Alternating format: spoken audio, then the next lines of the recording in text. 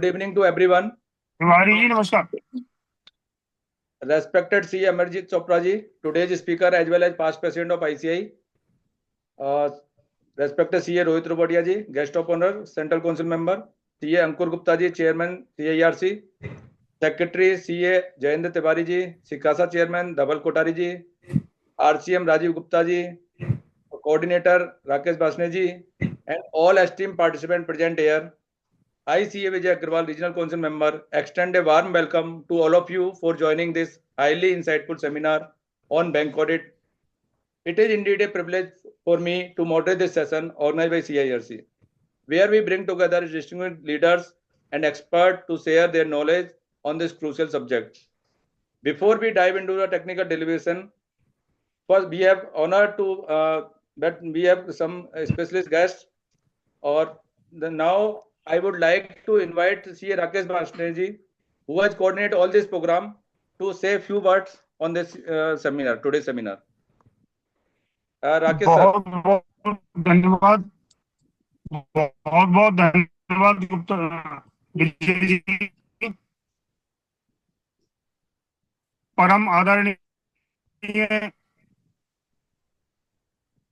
Leader of the profession CA Amarjeet Chopra ji, chairman साहब अंकुर जी, हमारे secretary Tiwari ji, सभी को एक तो आज वित्तीय वर्ष नववर्ष की बहुत बहुत शुभकामनाएं। और कल से ही हमारा हिंदू संवत्सर हिंदी वर्ष शुरू हुआ है, उस सभी की आप सभी लोगों को बहुत बहुत तहे दिल से बधाई और शुभकामनाएं। ये जो सीरीज ऑफ सेमिनार है, इसका कंसेप्ट यही था कि जो हमारे प्रोफेशनल ब्रदर्स हैं, बेसिकली एक जो बैंक ऑडिट है ये एक सीजनल है, एक रूटीन में नहीं होता।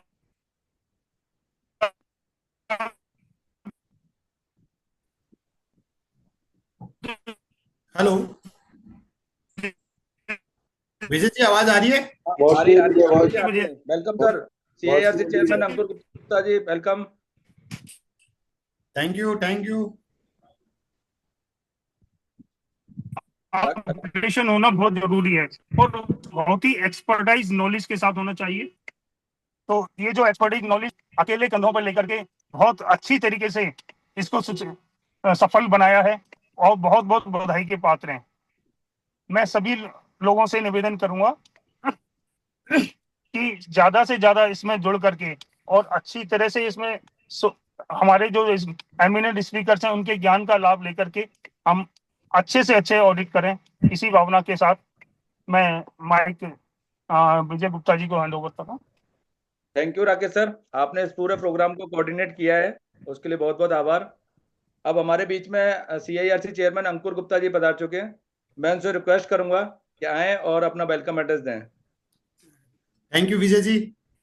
Respected past president Amarjeet ji Chopra ji, हमारे आज के guest of honour Rohit Ruwatia ji, and जो इस पूरी प्रोग्राम की रूपरेखा बनाने वाले राकेश जी और राजीव भैया जो RCM रीजनल काउंसिल मेंबर और अदर माय फेलो मेंबर्स, आप सब लोगों का आज के प्रोग्राम में स्वागत है। आज जो ये प्रोग्राम है हमारा, ये छठा दिन है, आज 6th डे है। हमने 8 दिन की ये सीरीज चालू की थी।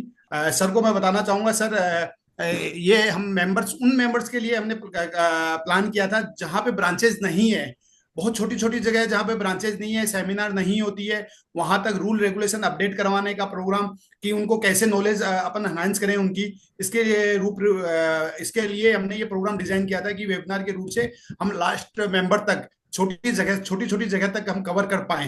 तो इसको हमने सर्कुलेट भी किया है मेल के रूट से और व्हाट्सएप के रूट से कि मेंबर तक पहुंचे हमारा मैसेज और वो ज्वाइन करें। और इसको हमने वीडियो रिकॉर्डिंग भी हम कर रहे हैं साथ के साथ में, जिससे कि इन फ्यूचर की मेंबर्स को कभी देखना हो, समझना हो, तो वो इससे देख सके, समझ सके।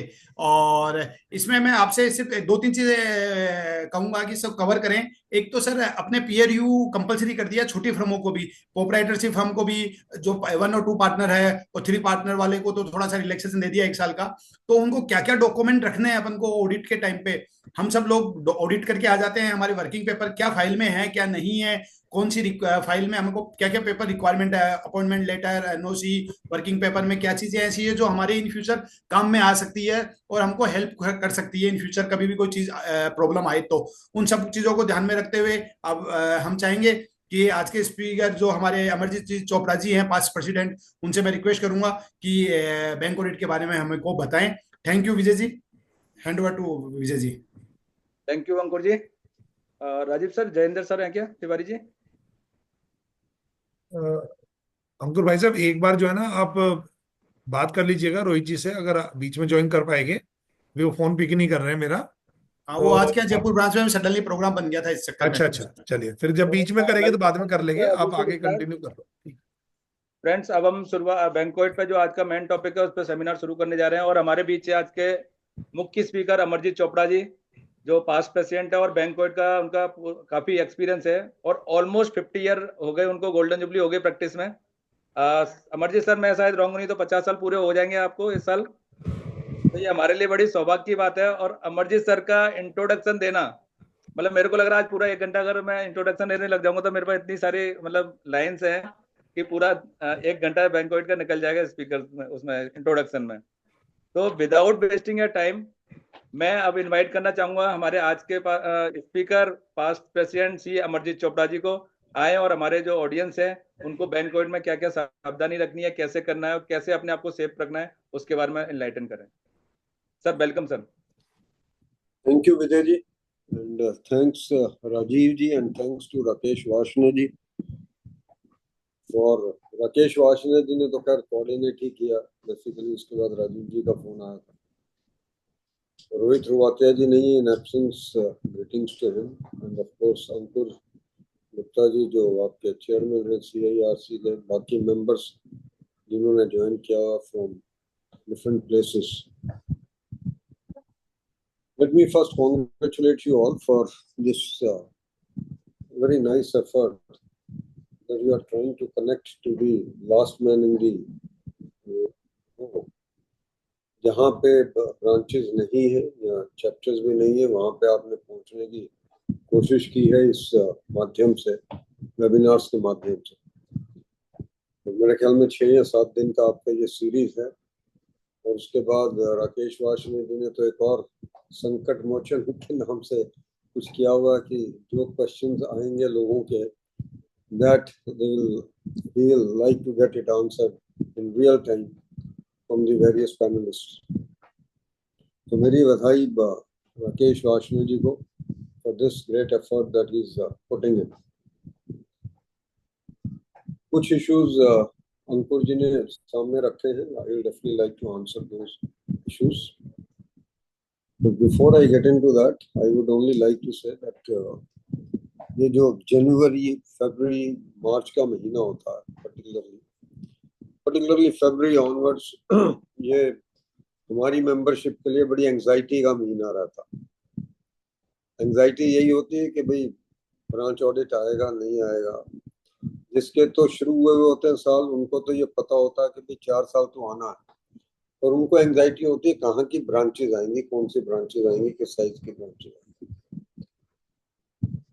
और जिनका नाम पहली बार आना होता है उनको ये चिंता होती है कि भाई ब्रांचेस के लिए नाम एज ब्रांच ऑडिटर पिकअप भी होगा या नहीं होगा। I think that is the issue. Surprising ये है कि अभी तक मतलब कि जो लेटर्स आए हैं वो लेटर्स अभी तक एक्सेप्टेंस के लिए आए हैं कि भाई आप अपनी कंसेंट दे दीजिए कि आप ऑडिटर बनना चाहते हैं, नहीं बनना चाहते हैं। कंटिन्यूइंग ऑडिटर से भी मांगा गया और दूसरे ऑडिटर से भी मांगा गया, नए ऑडिटर से। परंतु अलॉटमेंट ऑफ ब्रांचेस अभी भी काफी बैंक्स की नहीं आई है। ये एक बहुत बड़ी समस्या है प्रोफेशन के लिए। रोहित जी जुड़ चुके हैं हमारे साथ। रोहित जी के माध्यम से मैं ये बात कहना चाहूंगा, क्योंकि he is one of the very enterprising council members today that we have got. from your region. Rohit young है और एंटरप्राइजिंग है, दोनों चीजें हैं कि अगर इंस्टीट्यूट पैनल दे देती है रिजर्व बैंक ऑफ इंडिया को दिसंबर में या जनवरी में,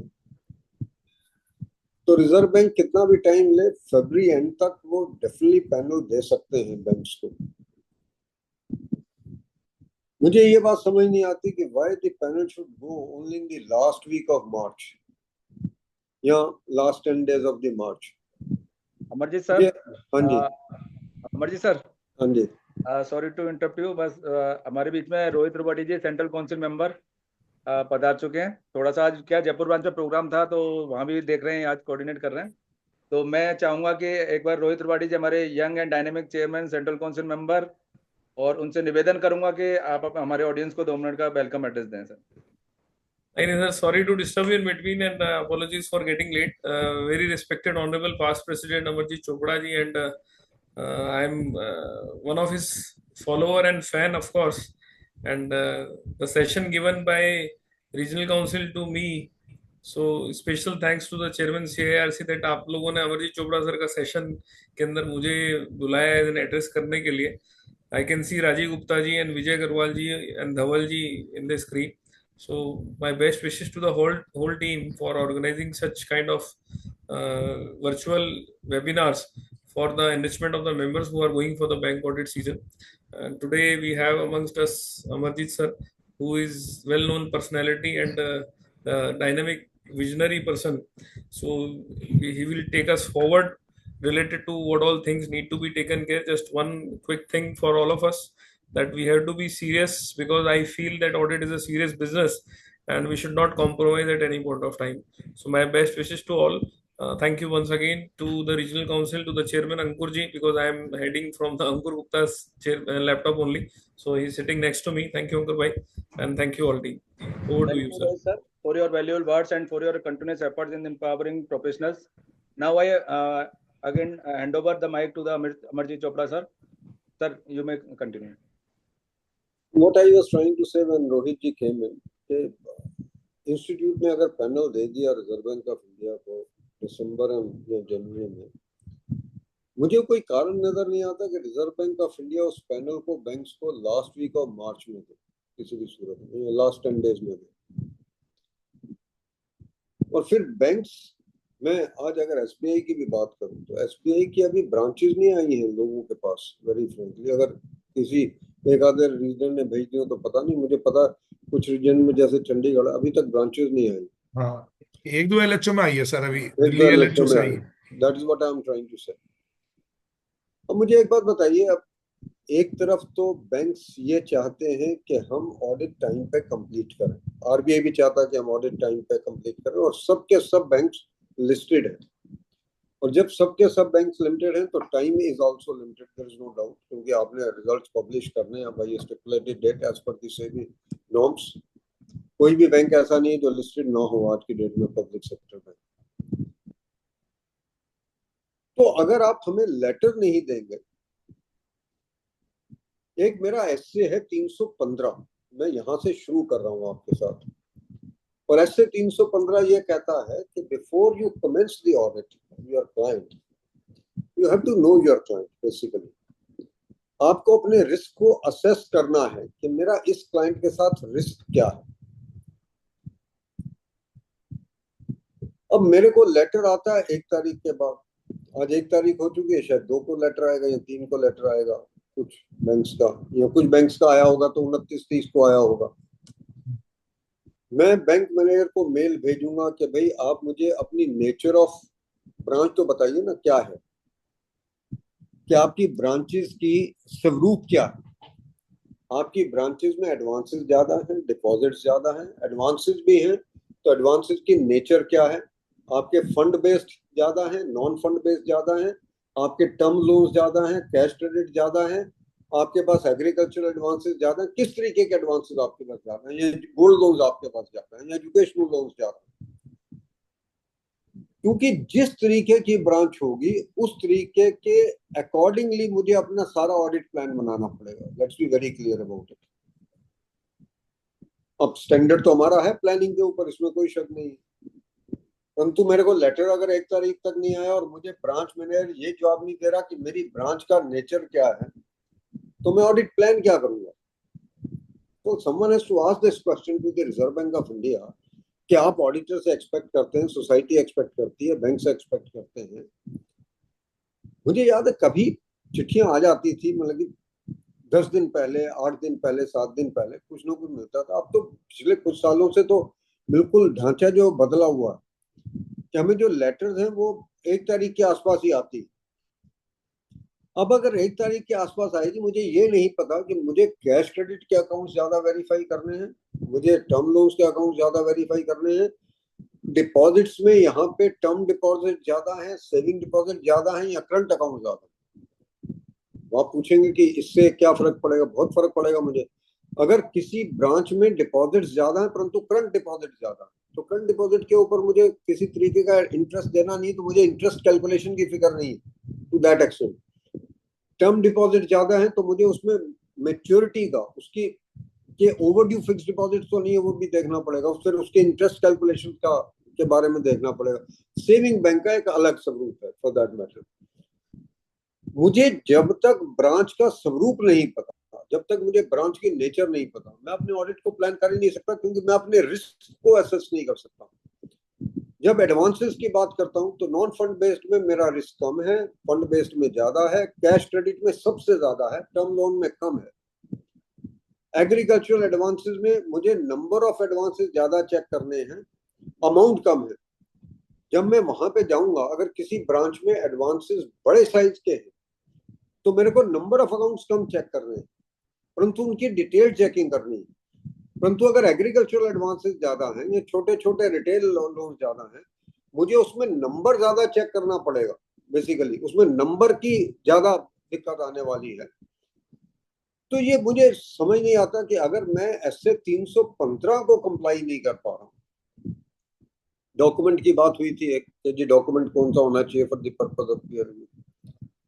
मेरे हिसाब से अलॉटमेंट लेटर तो है ही अपने आप में, फिर आपका एनओसी आपने दूसरे ऑडिटर को लिखा है या नहीं लिखा है, उसके बाद आपने बैंक मैनेजर को जो चिट्ठी लिखी है उसमें आपने उससे पूछा है कि आपकी नेचर क्या है ब्रांच की, वो लेटर आपके पास होना जरूरी है।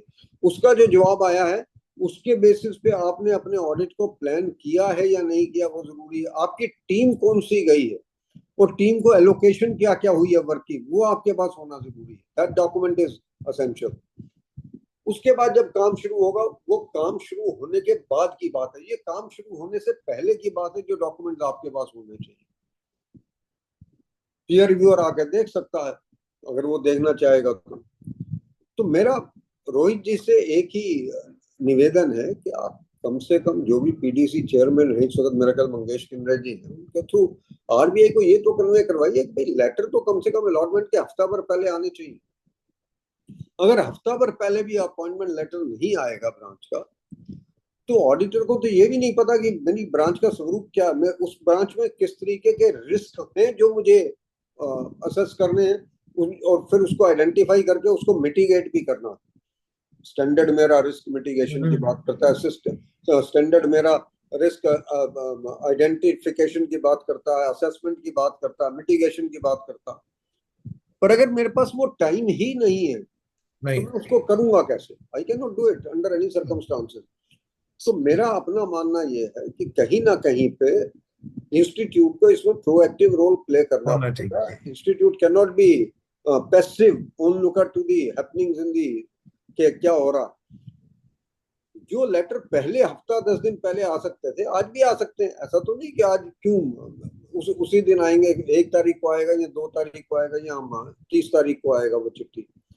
तो this is one issue that I wanted to definitely flag. बिल्कुल सर मैं इसमें कहना चाहूंगा सर, पहले जब हार्ड में आया करते थे बुकलेट और नीले पेपर बाकी पेपर आते थे तो मार्च फर्स्ट वीक में आ जाते थे। मैं भी मतलब 2000 कई बार मार्च फर्स्ट वीक में आते थे, कभी सेकंड में आते थे, कभी थर्ड में आते थे, पर तो आ 15-20 दिन पहले आ जाते थे। और कई बार तो हम आसपास की ब्रांच होती थी तो वीक मतलब मार्च से पहले भी विजिट कर लेते थे ब्रांच की। मैनुअल हुआ करता मुझे अभी तक याद है कि लोकल ब्रांचेस में हम जाके कैश भी वेरीफाई कर लेते थे, कभी कैश भी वेरीफाई कर लेते थे। अब तो खाली मेल भेजनी है, तब भी इतनी लेट आ रही है। मेल भेजनी, और मेल का वो जवाब कब देगा only God knows basically for that particular matter. तो मेरी धारणा ये है कि भाई हम को थोड़ा सा प्रोएक्टिव करके और उनको ये समझा के कि ये हमारा स्टैंडर्ड मांगता है, ये हम स्टैंडर्ड की कंप्लायंस नहीं कर पाएंगे अगर ये नहीं हुआ तो, और फिर आप हमसे क्वालिटी की बात मत करिए। यहाँ तो सोसाइटी अगर हमसे क्वालिटी एक्सपेक्ट करती है, रेगुलेटर हमसे क्वालिटी एक्सपेक्ट करता है, या कोई भी व्यक्ति ब्रांच बैंक हमसे क्वालिटी एक्सपेक्ट करता है, तो दोनों चीजें हैं ना कि हमसे आप हमको टाइम भी दीजिए बेसिकली उस क्वालिटी को मेंटेन करने का। और दूसरी बात मैं ये जरूर कहना चाहूंगा कि मेरा आज का पूरा जो एम्फेसिस है टॉक का वो यही है कि how to improve the quality. मैं टेक्निकलिटी आयरक नॉर्म्स वगैरह आपको बाकियों ने बता दी होंगी, आपके क्वेश्चन होंगे मैं आंसर कर दूंगा। मेरा पूरा एम्फेसिस आज की टॉक में यही होगा कि how we can improve the quality. क्योंकि एक बात मैं बता सकता हूँ कि जो सिस्टम चल रहा है आज की डेट में, हमने कभी देखा 95% ऑडिट एडवांसेस ऑडिट होते थे, 90% हुए, 80% हुए, 70% हुए, 60% हो गए। अब ये कह दिया गया कि बैंक और सेंट्रल स्टैट्यूटरी ऑडिटर्स मिलकर आपस में बात कर लें कि भाई क्या एडवांसेस आपने ऑडिट करने हैं, परंतु फिर भी 60% का बात है। एक बात आप मानिए, ये 60% की दिक्कत नहीं है एडवांसेस के ऑडिट होने की, प्रॉब्लम कुछ और है। प्रॉब्लम ये है कि हर बैंक ने अपनी लार्ज स्केल एडवांसेस बना ली, लार्ज ब्रांचेस बना ली है, मिड साइज ब्रांचेस बना ली है, मेनली एडवांसेस उनमें ट्रांसफर करती है। बहुत कम ब्रांचेस हैं जिनमें की a very large percentage of the advances can be covered in terms of the percentage, total percentage of the advances. 20 branches in any case जो मेरे सेंट्रल ऑडिटर्स हैं उनको करनी है, और वो 20 ब्रांचेस में 15% से लेके 25% तक का एडवांस कवर हो जाता है। बाकी जो बचेगा ब्रांच ऑडिटर्स के लिए वो करीबन 40% के करीब बचता है। Let's be very clear about it, जो बाकी ब्रांच ऑडिटर्स ने करना था। तो 4 ऑडिटर या 6 ऑडिटर तो कर रहे हैं आपके 15 से 25% का ऑडिट, और बाकी जो नंबर है, लार्ज नंबर है, किसी बैंक में वो 400 ऑडिटर हो सकते हैं, किसी में 600 हो सकते हैं, किसी में 800 हो सकते हैं, वो मिलके कर रहे हैं आपका करीबन बाकी जो 35% या 40% का ऑडिट है। तो ये मान के चलिएगा कि ये अभी तक भी ब्रांच ऑडिट इसलिए आपको आ रहे हैं और हमको आ रहे हैं क्योंकि पब्लिक सेक्टर बैंक्स में रिकॉर्ड्स को, एडवांसेस के रिकॉर्ड्स को, डिपॉजिट्स के रिकॉर्ड्स को डिजिटाइज नहीं किया गया। प्राइवेट सेक्टर बैंक है, चाहे आईसीआईसीआई बैंक है या इंडसइंड बैंक है या आपका एचडीएफसी बैंक है, इन सब बैंक्स में एडवांसेस और डिपॉजिट्स के रिकॉर्ड्स को डिजिटाइज किया गया और वो सेंट्रल ऑफिस पे अवेलेबल है सेंट्रल ऑडिटर को। Let's be clear about it. इसलिए वहां पे ब्रांच ऑडिट की जरूरत नहीं पड़ती। जिस दिन पब्लिक सेक्टर बैंक्स में ये रिकॉर्ड्स डिजिटाइज हो जाएंगे उस दिन शायद ब्रांच ऑडिट की जरूरत पड़ेगी या नहीं पड़ेगी। It's a very major question that we have to go through. हर बैंक ने बड़ा हेविली इन्वेस्ट किया है इनटू द आईटी सिस्टम्स।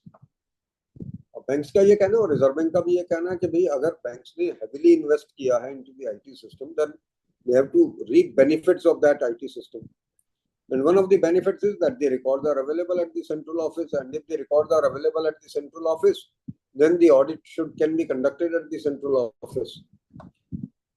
आज हम बचे सिर्फ इसलिए हुए हैं क्योंकि पब्लिक सेक्टर बैंक्स में रिकॉर्ड्स डिजिटाइज नहीं है। और दूसरी बात जो इंस्टीट्यूट को परस्यू करना चाहिए, इंस्टीट्यूट को परस्यू ये करना चाहिए और वो हम करते आए हैं पहले, और शायद थोड़ा बहुत जो बचे रहे वो शायद इसलिए बचे रहे। हमारा ये मानना है कि हम सिर्फ और सिर्फ ऑडिट एडवांसेस का नहीं करते। हमारी फीस अनफॉर्चुनेटली लिंक्ड है एडवांसेस के साथ। That is the our misfortune basically. हमने जो फीस लिंक कर रखी है वो अपने एडवांसेस के साथ कर रखी है। When I was the president I was taking it up with the reserve Bank of India कि हमारी जो फीस है वो आप total business of the branch के साथ लिंक करिए, आप एडवांसेस के साथ लिंक मत करिए। आफ्टर ऑल हम पे जिम्मेवारी डिपॉजिट्स को ऑडिट करने की भी, ऐसा थोड़ी ना कि हम डिपॉजिट्स को ऑडिट नहीं करते, हम डिपॉजिट्स को भी ऑडिट करते हैं, हम एडवांसेस को भी ऑडिट करते हैं, हम उनके बाकी सिस्टम्स को भी ऑडिट करते हैं, हम उनके एलसीज को भी ऑडिट करते हैं, हम उनके बिल्स को भी ऑडिट करते हैं, हम सब चीजों को ऑडिट करते हैं, हमें उनकी फिक्स्ड एसेट्स का भी ऑडिट करना फॉर दैट मैटर। तो what is important to be understood is कि अगर आप लॉन्ग फॉर्म ऑडिट रिपोर्ट देखें और वो जिलानी कमेटी रिपोर्ट की ऑब्जर्वेशन देखें, तो एक चीज आपको बिल्कुल साफ नजर आएगी कि हम सिर्फ एडवांसेस का ऑडिट नहीं कर रहे। लॉन्ग फॉर्म ऑडिट रिपोर्ट में जिस तरीके के क्वेश्चंस हैं, डिपॉजिट्स के ऊपर भी है, P&L अकाउंट के ऊपर भी है, investment held at the branch level भी है, कैश जो है बैलेंस शीट में किसी ब्रांच में उसके ऊपर भी क्वेश्चन है, बैंक रिकंसिलिएशन के ऊपर भी क्वेश्चन है, IT सिस्टम्स के ऊपर भी क्वेश्चन है, ये सब क्वेश्चन है। तो मैं सिर्फ क्या एडवांसेस को ऑडिट कर रहा हूँ ब्रांच के अंदर? मेरा आंसर है नो। और अगर वो आंसर है तो पहली बात तो ये कि मेरी जो फीस लिंक होनी चाहिए वो फीस लिंक होनी चाहिए with total business of the branch. और दूसरा, मुझे बैंक्स को ये एम्फेसाइज करना पड़ेगा, रिजर्व बैंक को एम्फेसाइज करना पड़ेगा कि मैं सिर्फ एडवांसेस को ऑडिट नहीं करता हूँ। तो इसको एडवांसेस की परसेंटेज के साथ लिंक मत करिए, इसको लिंक करिए total business of the branch. Basically after all frauds तो डिपॉजिट्स में भी हो रहे हैं, ऐसा तो नहीं कि फ्रॉड्स डिपॉजिट्स में नहीं हो रहे, फ्रॉड्स एलसीज में भी हो रहे हैं। तो फ्रॉड तो डिफरेंट एरियाज में हो रहे हैं। और हमें यह भी कहा गया कि आप जब लॉन्ग फॉर्म ऑडिट रिपोर्ट के अगर आप पूरे क्वेश्चन पढ़ेंगे तो वो क्वेश्चंस अलग अलग तरीके के, और वो क्वेश्चंस इस तरीके से आपसे पूछे गए कि वो सिर्फ एडवांसेस को कवर नहीं करते। मैं इस बात को रिपीट कर रहा हूँ बार बार इसलिए क्योंकि institute has to take it up that it is the total business of the branch which is being audited. It is not only the advance which is being audited. So it is wrong to say that only 60% of the advance will be audited. You have to say that total 60% of the business has to be audited, or total 40% or 50% of the business has to be audited. क्योंकि deposit है तो advance आप दे सकते हैं, नहीं तो आप शायद एडवांस ही नहीं दे सकेंगे basically to the people concern. तो this is one part that I wanted to start with for the consumption of the council members and the regional council members who are sitting over here, that they need to represent on this particular basis. This is something that one had been talking to the Reserve Bank of India for a very long time कि आप business के ऊपर जाइए, आप advance के ऊपर मत जाइए किसी भी सूरत में, क्योंकि advance is not the only thing that I do. और उनको हमने लॉन्ग फॉर्म ऑडिट रिपोर्ट के क्वेश्चंस पढ़ाए हैं कि भाई आप क्वेश्चंस पढ़िए और उसमें से फिर निकाल कि क्या हम सिर्फ एडवांसेस का ऑडिट कर रहे हैं या नहीं कर रहे. दूसरी बात मैं ये कहूंगा कि ये जो ब्रांचेस के ऑडिट की प्रॉब्लम आई है, इसके लिए कुछ हद तक तो हम भी जिम्मेवार हैं ना, हम माने या ना माने. मैं जब बात करता हूं इसकी तो मैं क्वालिटी की बात करता हूं. The way we have undertaken the branch audit, we have looked at the branch audit. I think that's a very important factor. हम इसको एनुअल रिचुअल नहीं मान सकते, हम इसको एक एनुअल फिक्स्ड इनकम नहीं मान सकते किसी भी सूरत में. आई थिंक इट्स उन्होंने बोला चेयरमैन साहब ने that it's a very serious business. I think one of our past president said it that audit is a serious business. Audit has not become a serious business now. Audit was always a serious business. All through it was a serious business. Statement हमारे president का अब आया, पर society ने हमेशा ये माना कि अगर इसमें ऑडिट हो चुका है तो इसमें चांसेस कम है कि इसमें गलतियां मिलेंगी. हालांकि ऑडिट भी टेस्ट चेक के बेस पे है, वेरी फ्रेंकली. अगर हम अपनी क्वालिटी इंप्रूव नहीं करेंगे तो एक ये फैक्ट मैं आपको ये बता सकता हूँ. जब हम बैंकर्स के पास जाते थे, हम आरबीआई के पास जाते थे और ये कहते थे कि साहब अगर आप नंबर ऑफ ब्रांचेस कम कर देंगे ऑडिट में, in that particular case what is going to happen is that the frauds would increase. तो हमसे ये क्वेश्चन पूछा जाता था कि ये बताइए कि कितने केसेस में बैंक ब्रांच ऑडिटर्स ने फ्रॉड्स रिपोर्ट किए. हमारे पास इसका कोई आंसर नहीं था. Let's be clear about it. और दूसरी बात बड़ी क्लियर है कि हम कुछ भी कहते रहे, जब तक सोसाइटी उसमें वैल्यू एडिशन नहीं देखेगी, रेगुलेटर उसमें वैल्यू एडिशन नहीं देखेगा, काम डेवलप नहीं होगा, काम रहेगा नहीं. Let's be clear so far as that particular part is concerned. I think there was a report which was placed somewhere in the parliament or somewhere else to a question कि भाई कितने auditors ने MOC दिए हैं. That percentage was very nominal. Let's be very clear about it. और उसमें से भी एमओसी सिग्निफिकेंट कितने थे, वो और भी कम थे। तो मैं ये नहीं कहता कि हर केस में एमओसी देना ही चाहिए, पर जहां पे जरूरत है एमओसी की, वो एमओसी तो आपको देना ही पड़ेगा। जब मैं बैंक में ऑडिट करने जाता हूं तो 5 चीजें मुझे ऑडिट करनी है, सीधी सी बात इतनी है। नंबर 1 मेरी एक मेन ऑडिट रिपोर्ट है, दूसरी मेरी लॉन्ग फॉर्म ऑडिट रिपोर्ट है, तीसरी मेरी टैक्स ऑडिट रिपोर्ट है, अगर टैक्स ऑडिट मुझको करना है तो, अगर आज कुछ बैंकों ने शायद नहीं भी करवा रहे टैक्स ऑडिट। चौथा मुझे घोष जलानी कमेटी रिपोर्ट देखनी है, और पांचवा मुझे अगर उन्होंने कोई कहा कि सर्टिफिकेट्स आपने देने, वो सर्टिफिकेट्स देने, वो DICGC क्लेम के हो सकते हैं, वो इंटरेस्ट सब्सिडी क्लेम के हो सकते हैं, बैंक के डिफरेंट पर्पसेस के हो सकते हैं। इसके अलावा मुझे और कुछ नहीं देखना, इसके अलावा मुझे और कोई रिपोर्ट्स इशू नहीं करनी है। Let's be clear so far as that part is concern. अब मजेदारी की बात ये है कि मेरी जो 2 रिपोर्ट है, मेन ऑडिट रिपोर्ट और long form audit report, main audit report is a reflection on the true and fair view of a particular branch's profit and loss account or the financial position of the branch. और जो मेरी long form audit report है, वो मेरी reflection है on the systems of a particular branch, कि यहाँ पे सिस्टम्स कैसे काम कर रहे हैं। अब ये दोनों रिपोर्ट्स में विरोधाभास नहीं हो सकता, इन दोनों रिपोर्ट्स में कंट्राडिक्शन नहीं हो सकता। But unfortunately, if you go through these reports, believe me, there are a lot of contradictions. I'll give you 2 or 3 examples only.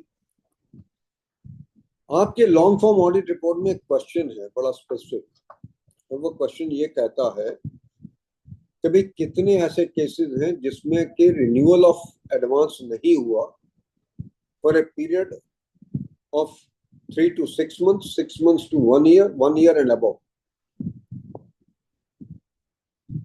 मेरा एक नॉन फाइनेंशियल पैरामीटर है इन दी IRAC नॉर्म्स, जो ये कहता है कि अगर मेरा अकाउंट रिन्यू होना चाहिए और वो रिन्यू नहीं हुआ for a period of 6 months और more, in that case the account has to be treated as a non performing account irrespective of the performance in the account. वो कहता है कितना भी बढ़िया अकाउंट चल रहा हो, इंटरेस्ट आ रहा है, प्रिंसिपल आ रहा है, सब कुछ आ रहा, परंतु अगर उसका रिन्यूअल नहीं हुआ अकाउंट का for certain reason for a period exceeding 180 days, in that particular case the account has to be classified as a non performing account.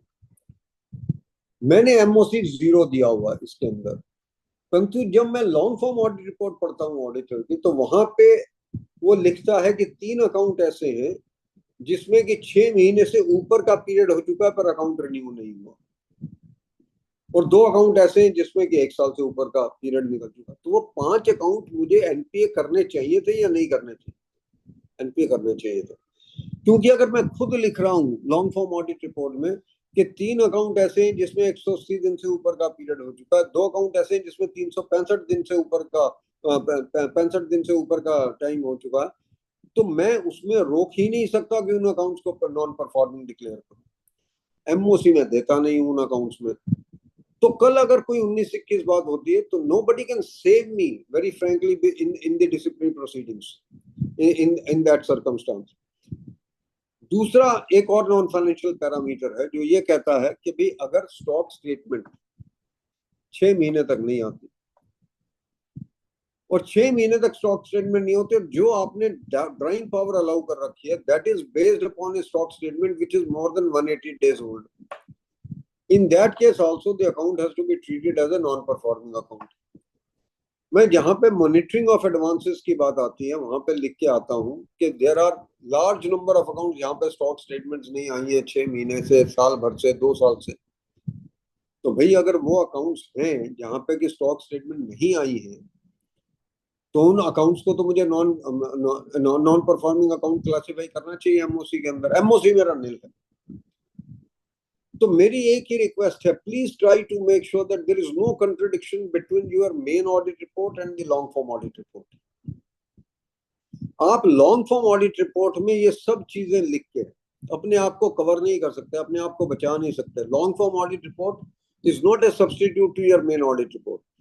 Main audit report deals with the true and fair view, it deals with the provisioning, it deals with the income, it deals with the expenses, whereas long form audit report deals only with the systems in a particular branch. Anything which affects your P&L account, anything which affects your balance sheet item, it has to first go to the MOC and then come to the long form audit report. हमारे यहाँ क्या हो रहा है कि हम long form audit report में तो पूरी गाथा लिखते हैं, महाभारत भी लिखते हैं, रामायण भी लिखते हैं, परंतु MOC नहीं दे के आ रहा, ये नहीं चल सकता. I think this has been one of the major flaws of our entire audit system in the past few years, not past few years, rather past decades. क्योंकि मैं लॉन्ग फॉर्म ऑडिट रिपोर्ट को ये मान के चलता हूँ कि मैंने लॉन्ग फॉर्म ऑडिट रिपोर्ट में लिख दिया तो मेरी जान बच गई. मेरी जान नहीं बची, उसमें मेरी जान ज्यादा आफत में है, क्योंकि मैं कल ये कह भी नहीं पाऊंगा कि मैंने इस अकाउंट को चेक नहीं किया था, ये इस एस्पेक्ट को चेक नहीं किया था. मैंने ये सारे एस्पेक्ट चेक किए हुए हैं, परंतु मैंने अकाउंट का एमओसी नहीं दिया, क्योंकि वो मैं जानता हूं या वो ब्रांच वाला जानता है कि मैंने क्यों नहीं दिया उसका एमओसी. दूसरी बात राजीव जी, मैं ये कहना चाहूंगा यहाँ पे कि हम हमेशा एक बात पे लगे रहते हैं कि साहब ब्रांच मैनेजर हमको टाइम नहीं देता, बैंक वाला हमको टाइम नहीं देता. टाइम तो आपको कोई भी क्लाइंट नहीं देता, ना पब्लिक सेक्टर वाला देता, ना प्राइवेट सेक्टर वाला देता. वो जो 30 सितंबर को टैक्स ऑडिट वाला आता है शाम को 5:30 बजे, उसका टैक्स ऑडिट होता नहीं होता? कितने केसेस में रिफ्यूज होता है ये बताइए? और वो फीस भी देता है या नहीं देता पता नहीं. यहाँ तो फीस भी ठीक मिलती. No person likes an audit to be done. Let's be very clear. हम भी ये नहीं चाहते कि हमारे यहाँ पीयर रिव्यूअर आके बैठे. हम चाहते हैं क्या पीयर रिव्यूअर आके ज्यादा टाइम बैठे? हम भी नहीं चाहते, क्योंकि nobody wants to be audited. But the person who is auditing has to snatch the time. ये टाइम तो हमें स्नैच करना उससे, वो नहीं देगा आपको टाइम. मैं हमेशा लाइटर वेन में एग्जांपल देता हूँ कि मैंने आर्टिकल्स भेज दिए अपने किसी ब्रांच के अंदर, वो आर्टिकल्स चले गए ऑडिट करने. मैं जब वहां पे पहुंचा तो वो ब्रांच मैनेजर मेरे स्टाफ मेंबर्स की ऐसी तारीफ कर रहा है कि मुझे लगता है मैंने अपने स्टाफ मेंबर तो भेजे नहीं, किसी और के भेजे हुए. वो बोलेगा मेरे को जो ब्रांच मैनेजर बोलेगा कि जब से आपके बच्चे आए ना, इतने मेहनती बच्चे मैंने जिंदगी में नहीं देखे. उस दिन से इन्होंने लेजर से सर नहीं उठाया, तब से कंप्यूटर पर लगे हुए और हमारी इन्होंने जीना दूभर कर दिया. वो मुझको ये बता रहा है कि मेरे स्टाफ के बच्चे कैसे हैं, जबकि मैं इन बच्चों के साथ 3 साल से डील कर रहा हूँ और मुझे पता कि मेरे बच्चों की क्वालिटी क्या है या मेरे बच्चों के काम करने की क्षमता क्या है. और जब 12:30 बजेंगे उस वक्त से वो आके मेरे सिर पे खड़ा हो जाएगा, सब लंच कहाँ करना. अब लंच कहाँ करना है ये बड़ा भारी क्वेश्चन है. और वो बोलेगा सब होटल में चलते हैं, किसी ना किसी रेस्टोरेंट में चलते हैं. और अगर आपने कह दिया रेस्टोरेंट में जाना तो 3 घंटे आपके एक दिन के चलेगा सीधे सीधे. It is better to tell him कि भाई यहीं पे मंगवा ले जो तूने मसाला डोसा मंगवाना है, यहीं पे मंगवा ले जो चने भटूरे मंगवाने, यहीं पे मंगवा ले जो खाना मंगवाना तूने. वहां पे बैठ के खाएंगे तो आप आधे पौने घंटे में निपट जाएंगे. अगर आप रेस्टोरेंट के लिए गए तो you will spend 3 hours and that is a total waste of your time for that matter. और अगर ब्रांच मैनेजर थोड़ा सा और स्मार्ट है तो he will play more smart with you. उसकी स्मार्टनेस किसमें है? उसकी स्मार्टनेस ये है कि आप पहुंचे, आपके बच्चे भी बैठे हैं, वो आपसे कहना शुरू करेगा सर के यहाँ पे बहुत सुंदर सुंदर जगह है देखने के लिए, कब जाना चाहेंगे आप? तो मैं कहूँगा नहीं मुझे जगह कहीं नहीं जाना यार, मुझे देखने नहीं जानी कोई जगह, I am already comfortable with this. तो वो एक और पैंतरा फेंक देगा मेरे ऊपर. वो बोलेगा कि यहाँ से सर 40 किलोमीटर दूर, 50 किलोमीटर दूर एक मंदिर है, एक दरगाह है, एक मस्जिद है, एक गुरुद्वारा है, वहां पे जो मन्नत मांगो पूरी हो जाती है. अब हमारी उम्र में तो आदमी बोल देता है यार 72 साल की उम्र में अब मन्नत सब पूरी हो चुकी है और कुछ नहीं चाहिए. पर वो मेरे साथ जो आर्टिकल गया हुआ है, जो 3 गोते लगा चुका है फाइनल के अंदर, वो बोलता है सर आपकी मन्नत पूरी हो चुकी, मेरी तो मन्नत पूरी नहीं हुई अभी. मेरे लिए तो कम से कम चलिए उस मंदिर में या दरगाह में या मस्जिद में या चर्च में या गुरुद्वारे में. और अगले दिन जब हम जाते हैं तो पता लगता है 25 किलोमीटर नहीं था, 75 किलोमीटर था. पूरा दिन हमारा खराब करवा के लाके बिठा देता, कहता है जब आपकी सब मन्नत तो पूरी हो गई है अब चलो घर पे, क्या दिक्कत है? This is the role that the branch manager will play. He is paid for it and that is what he is trained to do. But how to extract that time, that depends upon me. वो तो मेरे पे depend करता है ना कि मुझे time waste करना है या नहीं करना. And believe me one thing, ये जो है ना मेरी धारणा कि साहब अगर उन्होंने मुझे लिख के दिया कि 4 से 10 के बीच में ऑडिट कंप्लीट करना है और मैं नहीं कंप्लीट करूंगा तो मुझे डी पैनल कर देंगे। एक बार आप किसी बैंक में घुस गए तो आप 4 साल तक डी पैनल नहीं हो सकते। आप उसी बैंक में 4 साल तक हैं, प्रोवाइडेड आप कहीं टीएडीए बिल में कुछ गफलत ना करते, let's be clear about it, या कोई और गफलत नहीं करते। टाइम की गफलत से आप डी पैनल नहीं होंगे, you can be rest assured about it. मैं आज भी ब्रांच ऑडिट कंप्लीट करूंगा तो मेरा ख्याल है 25 तारीख तक ही करूंगा। मैं भी पिछले 6 साल से तो ब्रांच ऑडिटर हूँ, 25 तारीख के आसपास जाके रिपोर्ट इशू करेंगे। परंतु एक बात पक्की है कि I will make it sure कि मैं हर चीज राइटिंग में ब्रांच मैनेजर को दूंगा कि मुझे तेरे से क्या चाहिए।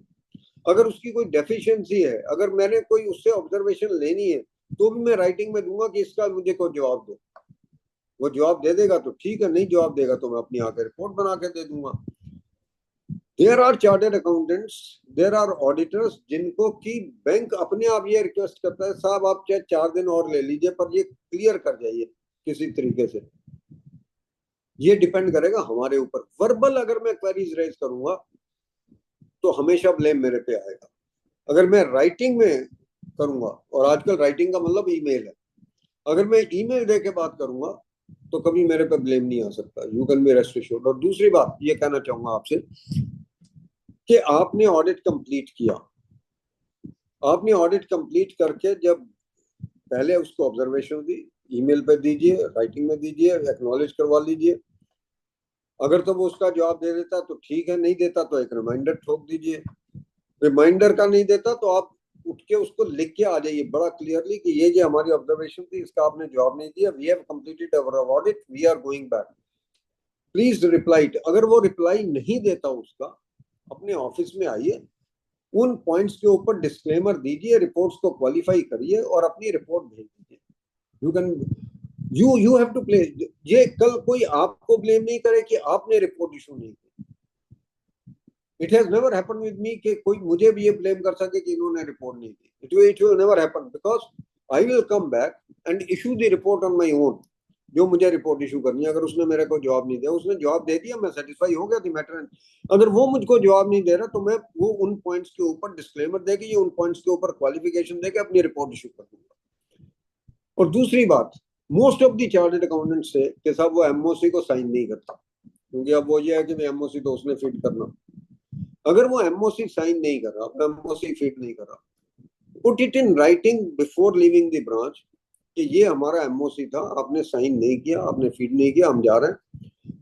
ऑफिस आइए, ऑफिस आके उसकी कॉपी बनाइए एमओसी की, मेल बनाइए, मेल बना के जोनल ऑफिस को, सेंट्रल ऑफिस को, सेंट्रल ऑडिटर को और ब्रांच को भेज दीजिए कि ये हमारा एमओसी है which the branch manager refuse to feed. बात खत्म। उसके बाद जोनल मैनेजर आपकी शायद घर आ रहा होगा, जोनल मैनेजर आपके ऑफिस आ रहा होगा कि साहब हम ब्रांच मैनेजर से फीड करवा देते, आप वहां पे आके करवा दीजिए। What is important for me to understand is कि मुझे क्या करना है और मेरा रोल क्या है। मेरा रोल बड़ा क्लियर है कि भाई मुझे इस टाइम के अंदर ऑडिट कंप्लीट करके यहाँ से निकल जाना है। और अगर मुझे ये समझ नहीं आ रहा कि मुझे क्या करना, then there is a problem. Similarly Ghosh Jilani committee report में भी लोग ये कहते हैं, मेरा अपना मानना यह कि घोष जिलानी कमेटी रिपोर्ट एक ऐसी स्टेटमेंट है जिसमें कई क्वेश्चंस का मैं आंसर कर ही नहीं सकता किसी भी सूरत में।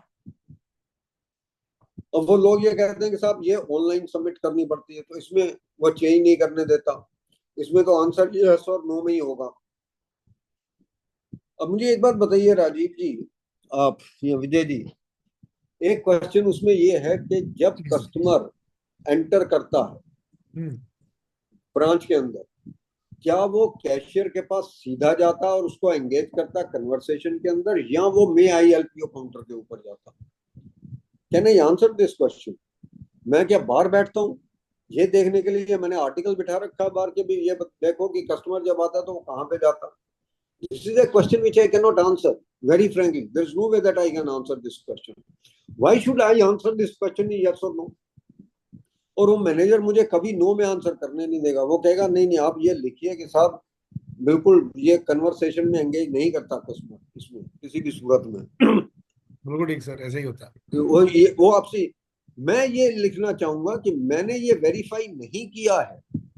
मैं अपने ऑफिस आऊंगा, जिन जिन क्वेश्चंस के सामने मैं आंसर नहीं दे सकता हूं, मैं उनके आगे लिख के भेजूंगा कि घोष जिलानी के इन क्वेश्चंस का मैं आंसर इसलिए नहीं दे सकता, और उसकी कॉपी में सेंट्रल ऑडिटर को, जोनल मैनेजर को, सेंट्रल ऑडिटर को और ब्रांच मैनेजर को भेज दूं। This is what has to be done. अब उसमें क्वेश्चन है घोष जिलानी कमेटी रिपोर्ट में कि भाई क्या एक ब्रांच में सारी की सारी चेकबुक्स जो है वो सारी रिक्विजिशन स्लिप्स के अगेंस्ट इशू हुई है या लेटर्स के अगेंस्ट इशू हुई है? वो कहेगा कि सारी की सारी रिक्विजिशन स्लिप्स के अगेंस्ट इशू हुई है। होता है क्या ब्रांच में? नहीं होता। और अगर नहीं होता तो मैं इसका जवाब क्यों लिखूं? हाँ जी सारी की सारी उसमें इशू हुई है। मैं कहूंगा यहाँ तो मुझे वेरीफाई करवा दे, वेरीफाई वो करवाएगा नहीं। सर मेल, सर इसमें जो है सर मेल तो भेज देंगे, लेकिन वो डीएससी जो जैसे लगाए बिना या सारी रिपोर्टों पे नहीं लगाएंगे तो कंपाइल होगी ऐसा नहीं। है, आप डीएससी लगाएं, अगर नीचे कुछ लिख सकते हो तो लिख दीजिए, पर आप अगर वहां पे अपनी रिपोर्ट भेजें, इसमें आप यस और नो में आंसर नहीं करें। Let's be clear about it. और आगे लिखेंगे इसमें हमने रिप्लाई इसलिए नहीं दिया क्योंकि मैं इसका आंसर डिफरेंट देना चाहता था। लिखिए ना मेल के अंदर आप अपने, let's be clear about it. अब एक क्वेश्चन है कि रोटेशन ऑफ ड्यूटीज हुआ या नहीं हुआ, कि हर आदमी जो वहां पे है उसकी रोटेशन ऑफ ड्यूटीज हुई या नहीं हुई। मजेदारी की बात यह है कि हम लिखते हैं हाँ जी रोटेशन ऑफ ड्यूटीज हुई। मैंने कभी देखा जाके कि रोटेशन ऑफ ड्यूटीज हुई या नहीं हुई? अगर रोटेशन ऑफ ड्यूटीज हुई होती तो नीरव मोदी कांड हो सकता था क्या? 10 साल तक बंदा एक सीट पे बैठा रहा, हो ही नहीं सकता था। सो अगर यहाँ तो मुझे वो वेरीफाई करवाए, और अगर मैंने वेरीफाई नहीं कर पाया या उसने नहीं करवाया तो मुझे आंसर उसको उसी तरीके से देना पड़ेगा ऑफिस में आकर। उसमें कई और क्वेश्चंस हैं। एक उसमें बड़ा मजेदार क्वेश्चन है कि भाई जो आपका सर्वर है वो बिल्कुल सेक्लूडेड प्लेस में है और सेफ है और कोई उसमें एंटर नहीं कर सकता। मैं रोज लंच में जब निकलता हूँ तो वहां बैठ के लोग ताश खेल रहे होते हैं जहाँ पे सर्वर पड़ा हुआ है। Should I answer it that way? My answer is no, I will not answer it, no way I will answer it. तो मैं जो आपसे कहना चाह रहा हूं, मुझे ये खुद जानना पड़ेगा कि मुझे आंसर क्या करना है और मेरी ड्यूटीज क्या है, मेरे रोल्स क्या है। अनफॉर्चुनेटली लॉन्ग फॉर्म में हम जनरल लिखना चाहते हैं, हम यस और नो लिखना चाहते हैं। यस और नो से काम नहीं बनेगा, हमें अकाउंट की डिटेल्स देनी है। अगर आप लॉन्ग फॉर्म ऑडिट रिपोर्ट पढ़ें आज की डेट में, तो हमें तो जितने लार्ज एडवांसेस हैं, लार्ज एडवांसेस कौन से हैं? which constitutes more than 10% of the portfolio of the branch, fund based plus non fund based, और 10 crore rupees whichever is less। वो सारे के सारे लार्ज एडवांसेस, और वो सारे के सारे आपने पूरे चेक करने। उसमें ये माना गया है, उसमें ये मांग रहा हुआ कि उसका आपने ट्रांजैक्शन ऑडिट करना, मतलब कि उसकी तो एंट्रीज का ऑडिट करना आपने। उसमें सिर्फ आपने डॉक्यूमेंटेशन नहीं देखनी, उसकी ट्रांजैक्शंस का ऑडिट करना।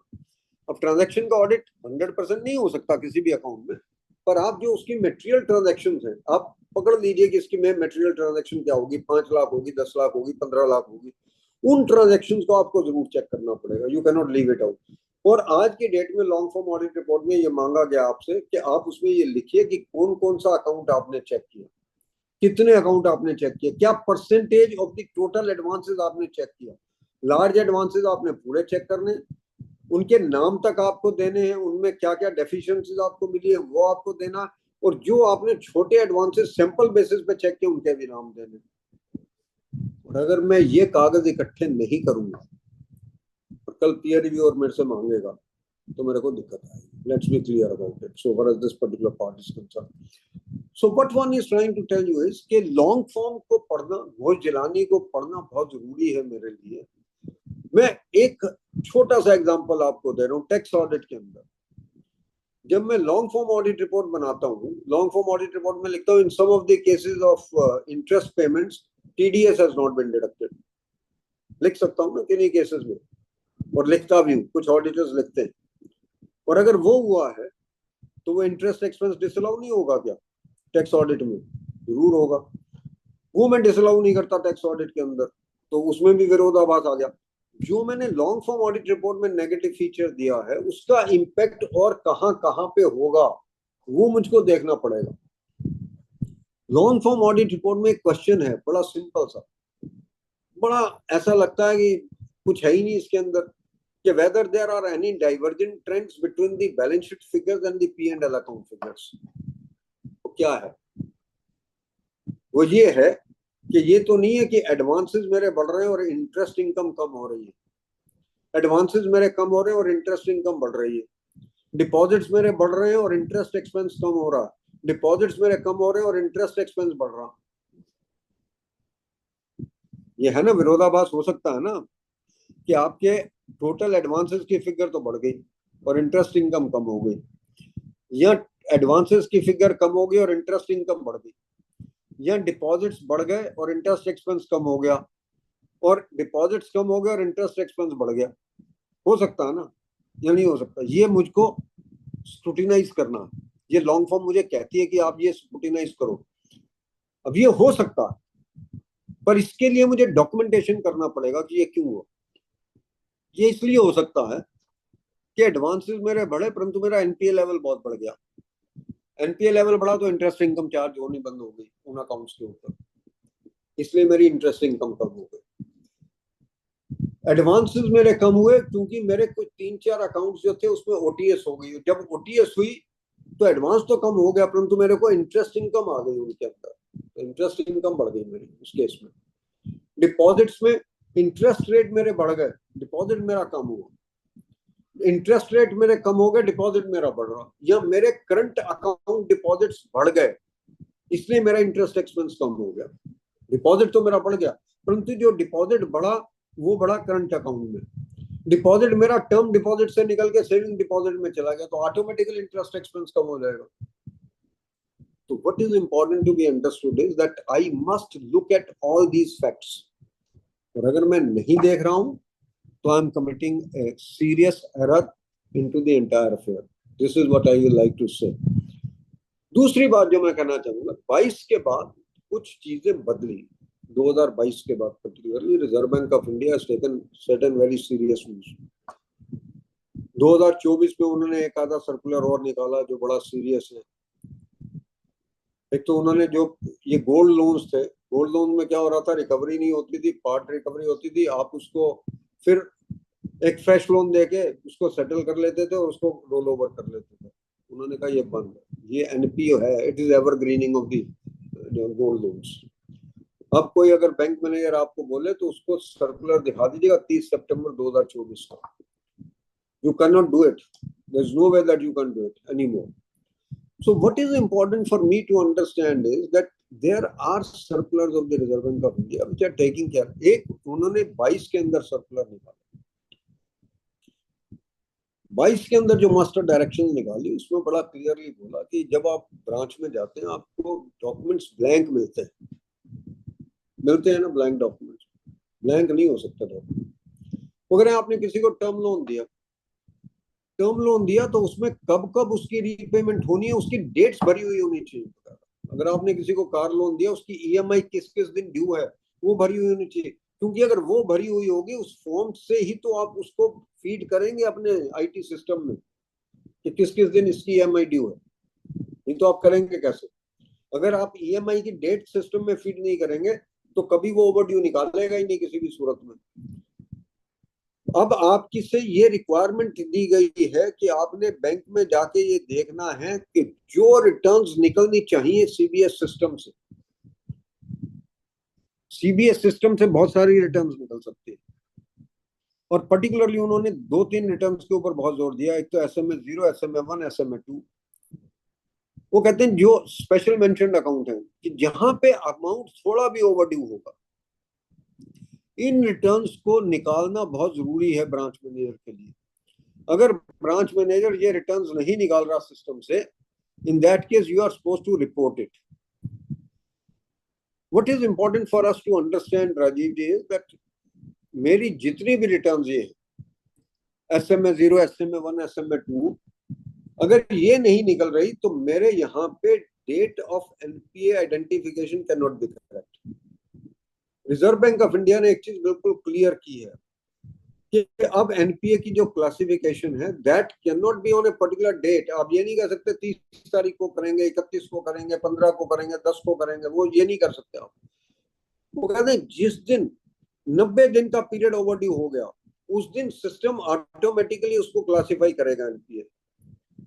मजेदारी की बात ये होती है कि भाई सिस्टम तो क्लासिफाई कर नहीं रहा, क्योंकि हमने डेट ही उसमें ठीक ढंग से नहीं भरी, फिर वो मैनुअल आ जाता है। तो ये इसलिए उन्होंने एसएमए 0, एसएमए 1, एसएमए 2 को इंपॉर्टेंस दी है कि हर सूरत में आपको, अगर एसएमए 0, एसएमए 1, एसएमए 2 आप नहीं निकाल रहे तो आपकी एग्जैक्ट डेट ऑफ एनपीए आएगी ही नहीं कभी भी। और दूसरा, जब कभी अब आप ब्रांचेस में जाएं, पहले तो आप उससे पूछ लीजिए कि आपके सीबीएस सिस्टम से कौन कौन से रिटर्न्स निकल सकती है, पैरामीटराइजेशन क्या हुई,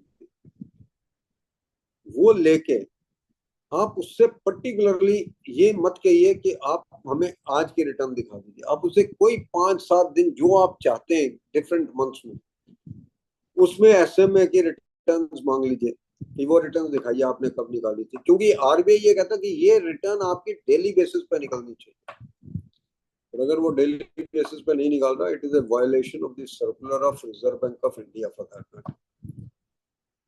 So this is something that I wanted to bring to your knowledge. Another thing that one will like to say is, उन्होंने ये भी बोला कि भाई कुछ केसेस ऐसे होंगे जहां पे आपने टर्म लोन्स दिए, और टर्म लोन देते हुए आपने ये कहा कि इंटरेस्ट का इसमें मॉरेटोरियम इतने पीरियड का है कि आप साल भर इंटरेस्ट अक्रू तो होगा पर आप पे नहीं करेंगे उसमें, हो सकता आप, you can always grant a moratorium with regard to the repayment of the interest. जब आप किसी अकाउंट में एनपीए क्लासिफिकेशन करते हैं तो उसमें इंटरेस्ट रिवर्सल करते हैं, ये तो पक्का। जो इंटरेस्ट सर्विस नहीं हुआ होता आप उसमें इंटरेस्ट रिवर्सल करते हैं। आरबीआई ने ये कह दिया है कि जिस पीरियड में आपने मॉरेटोरियम दे रखा है, जिस पीरियड का आपने मॉरेटोरियम दे रखा है, उस पीरियड का इंटरेस्ट आप रिवर्स नहीं करेंगे, उस पीरियड के बाद जो इंटरेस्ट नहीं आया वो आप रिवर्स करेंगे अनरियलाइज में, क्योंकि वो तो आप प्रोजेक्ट कॉस्ट का पार्ट बना के चल रहे हैं, सीधी सी बात ये। तो this is important for you to understand so far as this particular issue is concerned. Another point that one will like to tell you is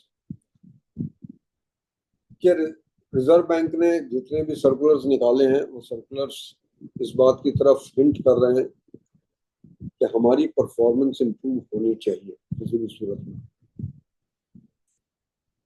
आईरेक norms जो मेरी हैं वो ये कहते हैं कि इंटरेस्ट रिवर्सल चाहिए, ठीक है, पर आईरेक नॉर्म्स में दो नॉन फाइनेंशियल पैरामीटर हैं जो मैंने पहले डिस्कस किए। एक तो नॉन फाइनेंशियल पैरामीटर है कि अगर नॉन रिन्यूअल ऑफ अकाउंट है या कोई ऐसा स्टॉक स्टेटमेंट है जो 6 महीने से नहीं आया और डीपी आपने 6 महीने से पुराने स्टॉक स्टेटमेंट के बेसिस पे दे रखी है, पर उन अकाउंट्स में ऑपरेशन अदरवाइज ठीक है, वो ये कहता है कि ये अकाउंट एनपीए तो हो जाएंगे, ठीक है, वो अकाउंट तो एनपीए करना है, क्योंकि आईरेक नॉर्म कह रहा है कि भाई अगर 6 महीने से पुरानी स्टॉक स्टेटमेंट के बेसिस पे डीपी दे रखी है देन इट इज एनपीए, और अगर रिन्यूअल नहीं हुआ अकाउंट का तो एनपीए। पर उन अकाउंट्स की अगर परफॉर्मेंस वैसे ठीक है तो उसमें इंटरेस्ट तो रियलाइज हुआ, उसका इंटरेस्ट रिवर्सल नहीं होगा, उन अकाउंट्स का इंटरेस्ट रिवर्सल नहीं होगा किसी भी सूरत में। इस बात को जरा आप मद्देनजर रख लीजिएगा। I think that's one of the issues that I wanted to cover with you so far as that part is concerned. Another thing that one will like to cover with you is कि MOC जो आपके हैं, MOC का एक maturity level fix कर दिया। कुछ level तो बैंक वाले ही कह देते हैं भाई इससे कम का MOC आप मत दीजिए। ये नहीं होना चाहिए कि 500 रुपए का आप एमओसी दे के आ रहे हैं या 50 रुपए का एमओसी दे के आ रहे हैं। I don't think that goes well. MOC में भी मेच्योरिटी लेवल आपको देखना ही पड़ेगा, और एमओसी जब भी दे उसके सामने उसका कारण पूरा लिखना चाहिए कि आपने एमओसी क्यों दिया, ये कारण क्या है इस एमओसी देने का। अगर वो आप कारण नहीं लिख रहे तो एमओसी वाउच नहीं होगा। You can be rest assured about it.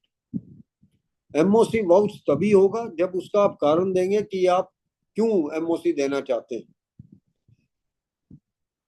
और दूसरा, एक बात और जो मैं आपसे कहना चाहूंगा कि जब आप एडवांसेस के ऑडिट की बात करते हैं, मैंने शुरू में एक बात बोली थी कि एडवांसेस में सबसे ज्यादा रिस्क जो है वो कैश क्रेडिट अकाउंट्स में, और मैं ये रिपीट कर रहा हूँ अपनी बात आपको। टर्म लोन्स के अंदर आपको ज्यादा कुछ देखना नहीं होता। टर्म लोन्स के अंदर आपको क्या देखना, कभी जो एसेट कंपनी ने खरीदनी थी, जिसके लिए टर्म लोन दिया गया था, वो एसेट क्रिएट हो गई या नहीं हो गई। एक चीज आपको जरूर देखनी होती टर्म लोन में कि ये पैसा डाइवर्ट ना हो गया हो कहीं पे। टर्म लोन के केस में अगर मैंने कोटेशन ली है एक्स कंपनी से, तो मेरी बैंक की पेमेंट सीधी की सीधी मैनेजर चेक जो है वो एक्स कंपनी को जाना चाहिए।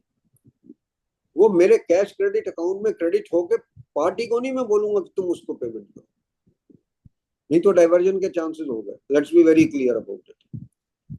टर्म लोन के केस में एक बात को बिल्कुल मद्देनजर रखिएगा कि जो पेमेंट है वो डायरेक्टली बैंक से वेंडर को जानी चाहिए।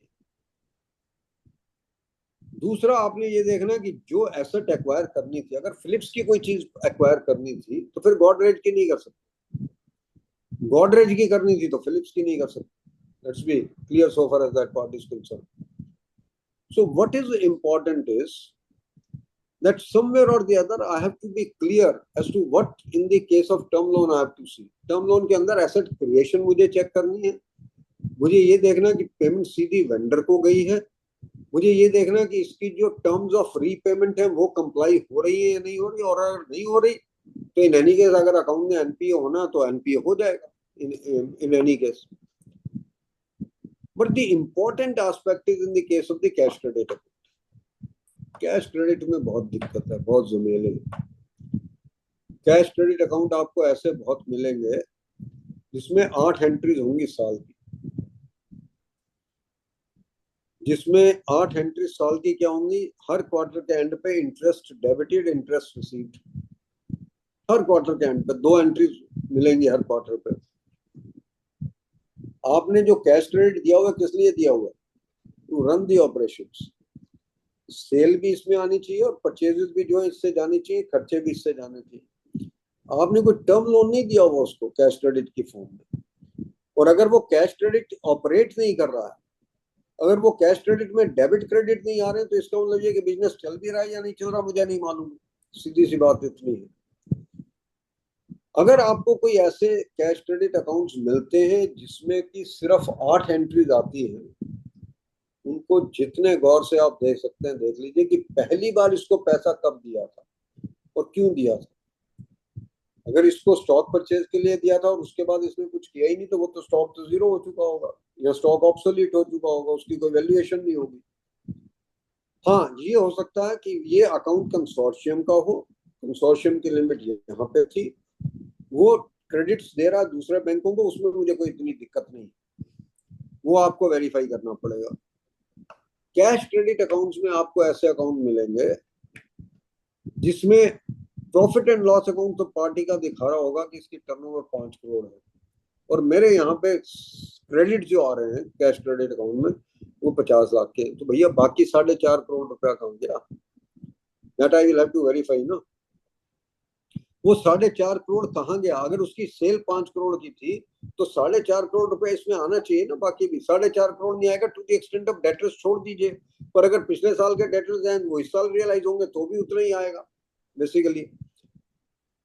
और अगर वो नहीं हो रहा, उसकी जीएसटी रिटर्न उठा लीजिए, और अगर जीएसटी रिटर्न कहती है कि उसकी टर्नओवर है ही 2 करोड़ और वो दिखा रहा 5 करोड़, तो फिर जो आपने गाड़ी उसको चढ़ाना है अकाउंट को चढ़ा के आइएगा पूरा का पूरा। वो गाड़ी भी वो शताब्दी वाली में चढ़ा दीजिए या कोई और स्पीड वाली में चढ़ा दीजिएगा, कोई दिक्कत नहीं है। So what one is trying to tell you is कि ये जो कैश क्रेडिट वाले अकाउंट असली प्रॉब्लम ये करते हैं। कैश क्रेडिट अकाउंट में एक बात समझ लीजिएगा, मैं लिमिट्स किसके बेसिस पे देता हूँ? मैं लिमिट्स देता हूँ स्टॉक लेवल्स के बेसिस पे, डेटर्स के लेवल के बेसिस पे, क्रेडिटर्स के लेवल के बेसिस पे। वो लेवल क्या होता है? 15 दिन के क्रेडिटर्स होंगे सेल के, 30 दिन, 40 दिन, 45 दिन के मेरे डेटर्स होंगे, मेरा रॉ मटेरियल इतने दिन का होगा मेरे पास फिनिश गुड्स इतने दिन के होंगे और वर्क इन प्रोग्रेस इतने दिन का होगा। जिस अकाउंट वर्क इन प्रोग्रेस बढ़ना शुरू हो जाए वो अकाउंट खतरे की घंटी है। आपको एक एग्जांपल दे रहा हूं सिर्फ। एक कंपनी मिंट बनाती, हम जब वो अकाउंट चेक कर रहे थे तो हमने देखा जब उसका स्टॉक ऑडिट हुआ तो अगर 500 कैंस थे उसके, तो स्टॉक ऑडिटर ने सिर्फ 15 या 20 कैंस ही वेरीफाई किए। तो that was the first doubt creation point in the mind कि why he did not do more than this. 10% करता तो भी शायद 50 करता। Then we went into the detail कि इसका वर्क इन प्रोग्रेस कितना होना चाहिए था। इसका वर्क इन प्रोग्रेस होना चाहिए था 1 महीने का या 15 दिन का। और as per balance sheet and as per the stock statement his work in progress was coming to be 9 months of the sales value. अगर सेल्स उसकी 1000 थी, 1200 थी, तो उसका वर्क इन प्रोग्रेस वाज 900। ये तो हो नहीं सकता ना। अगर आपने उसका इनिशियली असेस किया होगा कि 100 का वर्क इन प्रोग्रेस होना चाहिए, ठीक है, और उसका वर्क इन प्रोग्रेस हो गया 900, तो 900 के अगेंस्ट तो आप उसको डीपी नहीं दे सकते ना। 900 के अगेंस्ट उसकी डीपी नहीं हो सकती किसी भी सूरत में। डीपी उसकी 100 के अगेंस्ट ही होगी। इसी तरीके से अगर डेटर्स का मेरा एक लेवल है और डेटर्स का लेवल उससे बहुत ज्यादा है, उस बड़े हुए लेवल के ऊपर मैं उसको डीपी नहीं अलाउ करूंगा। तो what one is trying to tell you is we had to, वो 1600 करोड़ का अकाउंट था, it was 1600 crore rupees worth account. वो जो 1600 करोड़ रुपए वर्थ का अकाउंट था, we had to convert that into NP account. So what is important for us to understand is कि भाई अगर आपका वर्क इन प्रोग्रेस 9 महीने का हो चुका है तो आप जा कहाँ पे रहे भाई? I think you are moving into a very wrong direction and the account has to become NPA. और बैंक वाले का और पार्टी का आंसर एक ही था कि साहब अगर ये, उसमें वैल्यूएशन क्या थी, वो उसमें जो असली चक्कर आया था वो वैल्यूएशन का था कि मेरी जो सेल रियलाइजेशन थी, सेल रियलाइजेशन तो होगी मेरी 1600 रुपए की, और जो वर्क इन प्रोग्रेस की वैल्यूएशन थी वो थी मेरी 2400 रुपए की। और हमने ये पूछा कि अगर 1600 रुपए पे आप रियलाइज करते हो और वर्क इन प्रोग्रेस को 2400 पे वैल्यू करते हो, और अगर आप इसमें 200 रुपए और ऐड करके इसको फिनिश करोगे तो आप, इसका मतलब जो बैंक है वो कंपनी की लॉस को फाइनेंस कर रहा, वो नहीं हो सकता किसी भी सूरत में। So what is needed to be understood is that somewhere or the other, in the case of cash credit accounts, one has to be extremely careful. One has to be extremely careful while scrutinizing the stock statements. One has to be extremely careful while scrutinizing their balance sheets vis-a-vis the stock statements for that particular matter. I will give you another example. आप जब भी किसी bank में जाएं और cash credit accounts verify कर रहे हो तो आप एक काम जरूर करिएगा, ये मेरी आपसे हम्बल रिक्वेस्ट है। और वो रिक्वेस्ट ये है कि आप कैश क्रेडिट अकाउंट के अंदर इस साल की उसकी लास्ट स्टॉक स्टेटमेंट होगी नहीं, इस साल की बैलेंस शीट होगी नहीं, लास्ट ईयर की उसकी ऑडिटेड बैलेंस शीट ले लीजिए और लास्ट ईयर की उसकी स्टॉक स्टेटमेंट ले लीजिए जो उसने दी हुई है 31 मार्च की। शायद आपको ये को देखने को मिलेगा कि जो उसने स्टॉक स्टेटमेंट 31 मार्च की दे रखी थी, ऑडिटेड बैलेंस शीट में स्टॉक्स उससे 20-25% कम है, डेटर्स उससे 20-25% कम है, पर क्रेडिटर्स उससे 3 गुना। तो कभी डीपी बनेगी नहीं उसकी। आप 1 साल के बेसिस पे मत करिए उसको एनपीए, उसे कहिए 1 साल पहले की भी दिखा दो। 1 साल पहले भी अगर वही मिलता है तो उस डेट से उसको एनपीए करते लाइए। और आप कहेंगे जी बैंक वाला तो करने नहीं देगा। I can tell you for ages together we have been doing it and nobody has been able to challenge it. क्योंकि ये जरूरी है कि ये थोड़ी ना हो सकता कि वो स्टॉक स्टेटमेंट कुछ और दे 31 मार्च को और ऑडिटेड बैलेंस शीट में बिल्कुल अलग फिगर्स मिले सारी की सारी। कोई एक फिगर 10%, 5% से हेवायर हो जाए समझ आती है, परंतु अगर हर फिगर उसके 25%, 30% से इधर उधर है तो इसका मतलब यह है कि जो स्टॉक स्टेटमेंट उसने दे रखी है वो हवा में से दे रखी है। वो हवा अब चलेगी नहीं, क्योंकि अब तो आपकी कारों में भी आपसे पूछा गया। अब तो 5 करोड़ से ऊपर तो आपको कारों में भी आपको रिपोर्ट करना पड़ता है कि जो स्टॉक स्टेटमेंट है वो किताबों से जा रही है या हवा से जा रही है। बेसिकली यहाँ पे वर्किंग कैपिटल ली हुई है किताबों में। तो what is important for us to understand is that somewhere or the other we should be very clear as to what we are doing. और कैश क्रेडिट अकाउंट में मेरे को सबसे ज्यादा रिस्क रहता है, और वो मैं शायद उतना रिस्क अप्रिशिएट कर नहीं पाता हूँ, but I think we have to start looking at it from that particular angle. Another thing that one will like to say in the case of the cash credit account is, or rather any advance for that, क्योंकि जब time की बात हो रही थी राजीव जी के साथ, तो मैं ये कह रहा था कि टाइम तो मुझे खींचना भी और टाइम को मुझे यूटिलाइज भी करना. अगर मुझे बैंकिंग आती है तो मैं कभी भी बैंक में ओवरशूट नहीं करूंगा टाइम से. देखिए, मैंने आपको बात की थी SMA 0, SMA 1, SMA 2 की. ये क्या स्टेटमेंट है? ये बताती है कि क्या कोई ओवरड्यू है बैलेंस बैंक इसका पार्टी का, कहीं पे कोई इरेगुलरिटी है अकाउंट में.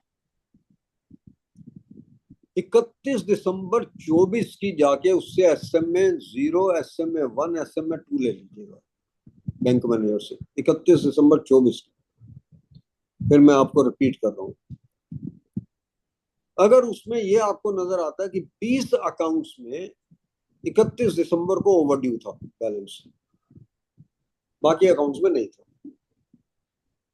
तो यही वो अकाउंट है जो एनपीए हो सकते हैं. Let's be clear about it. क्योंकि जिसमें 31 दिसंबर को इरेगुलरिटी एक दिन की भी नहीं थी, उसमें 90 दिन पूरा ही नहीं होंगे. सपोज कीजिए ये 20 अकाउंट आपको उसने दिए कि ये इसमें ओवरड्यू था. आपने इसको स्टेटमेंट ऑफ एडवांसेस जो उसने 31 मार्च को आपको दी है उससे कंपेयर किया, उसमें आपको पता लगा कि 5 अकाउंट तो इसने ऑलरेडी एनपीए कर दिए इसमें. तो उन अकाउंट्स में आपने क्या देखना? उन अकाउंट्स में तो आपने देखना है कि भाई इस अकाउंट में जो एनपीए हुआ उसमें इंटरेस्ट रिवर्सल हो गई या नहीं हो गई, या इसमें सिक्योरिटी कितनी है, उसकी क्लासिफिकेशन प्रॉपर है या नहीं है. That's all. परंतु जो अकाउंट एनपीए क्लासिफाई नहीं हुए, 15 अकाउंट जो एनपीए क्लासिफाई नहीं हुए, उनको मुझे अच्छी तरह से जांचना. क्योंकि मेरा जो आईरेक नॉर्म है, जो मेरा सर्कुलर है रिजर्व बैंक ऑफ इंडिया का, वो बात करता है accounts regularised near to the date of the balance sheet, कि कौन कौन से अकाउंट्स ऐसे हैं जो बैलेंस शीट की डेट के पास आके रेगुलराइज हुए. क्योंकि ये नहीं होना चाहिए किसी भी सूरत में, और ये सर्कुलर में ही लिखा कि bank can not regularize the account out of its additional facilities.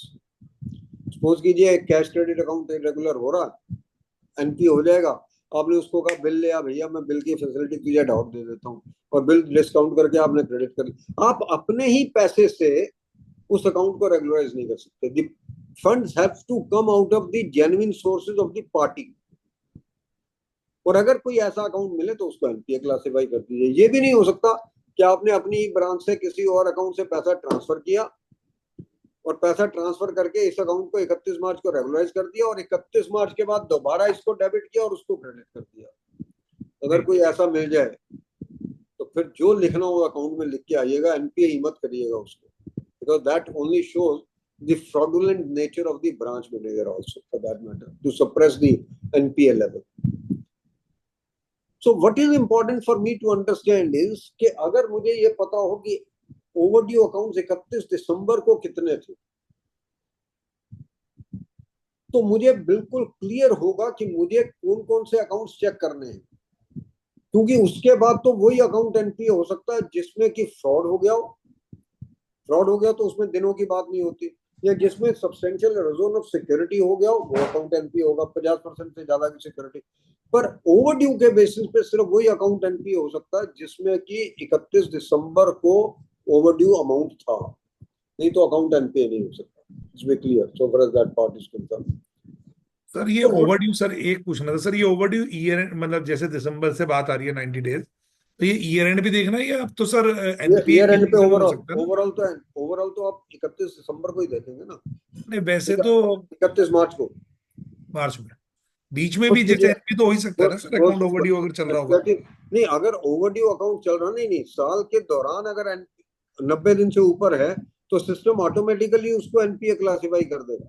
NPA और अगर सिस्टम उसको क्लासिफाई नहीं कर रहा एनपीए तो ये बहुत सीरियस पॉइंट है। इसका मतलब ये है कि उसमें मैनुअल इंटरवेंशन है। मैंने शायद शुरू में एक बात कही है आपको, अगर मैंने नहीं की तो मैं रिपीट कर रहा हूँ कि आप ये देखिएगा कि जो स्टेटमेंट ऑफ एडवांस होता है उसमें date of classification of account, date of NPA रहती है, date of account becoming NPA. अगर उसमें 30 या 15 आ रही है तो गलत है, क्योंकि आज की डेट में रिजर्व बैंक ऑफ इंडिया का सर्कुलर ये कहता है that the account has to be considered as NPA on the date on which the 90 days overdue period is complete. तो वो किसी भी दिन हो सकता, वो 4 तारीख को भी हो सकता, वो 5 तारीख को भी हो सकता, वो 10 तारीख को भी हो सकता। अगर एक डेट में ज्यादा आ रहा है तो फिर इसका मतलब ये है कि इसमें मैनुअल इंटरवेंशन है, ये सिस्टम से आइडेंटिफाई नहीं हुआ। और Reserve Bank of India is taking it very seriously if there is a manual intervention in the classification of the NPAs. वो नहीं चल सकता किसी भी सूरत में। आज की डेट में सारी बात ही सिस्टम आइडेंटिफिकेशन की, that system has to classify an account as MP for that matter. तो मेरी जो मेन धारणा है वो ये है कि भाई आप किसी भी सूरत में अपने अकाउंट्स को इस तरीके से देखिए कि कैश क्रेडिट अकाउंट में किस तरीके की गलतियां हो सकती हैं। और कैश क्रेडिट अकाउंट में अलग अलग गलतियां हो सकती हैं। कैश क्रेडिट अकाउंट में ये भी हो सकता, क्योंकि एक ये हिस्सा रहता है कि भाई कैश क्रेडिट अकाउंट में अगर आपका इंटरेस्ट सर्विस नहीं हुआ, if the interest has not been serviced in the quarter, तो वो ये कहेगा कि इंटरेस्ट सर्विस ना होने का मतलब ये कि जितना इंटरेस्ट डेबिट हुआ अगर उतने के क्रेडिट्स नहीं है then the account will become NPA. कुछ ब्रांच मैनेजर जो है वो बड़ा गेम खेलते हैं कि आपसे एक चेक ले लिया, चेक को क्रेडिट कर दिया, अगले दिन वो चेक डिसऑनर हो गया, पर क्रेडिट्स में वो टोटल बढ़ गया उसका।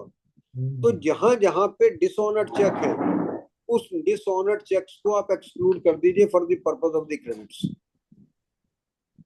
जब आप उसको कंपेयर करना with the interest factor for that matter.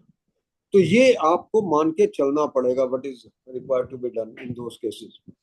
तो मैं मेरे ख्याल में यहाँ पे अपनी डिस्कशन को खत्म करना चाहूंगा, क्योंकि whatever I wanted to cover that I have tried to cover. अगर कुछ क्वेश्चंस हो तो मैं उनको आंसर कर देता हूँ आपको। सर कुछ क्वेरीज जो है मेंबर की चैट बॉक्स में है, बता दीजिए।